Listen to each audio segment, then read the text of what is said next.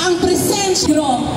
US, ang imperialistang US, ang #1 sa pakikidigma. At tayo, anas ng lipunang Pilipino. Bakit? Mga patakarang neoliberal. Ating batas. Bakit nga ba? Sino ang ating mga mambabatas?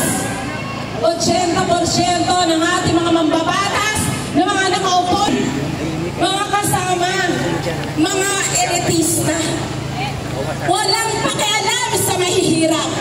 Ang mga political dynasties na yan, sila rin ang may-ari ng mga kumpanyang nangaapi sa mga manggagawa.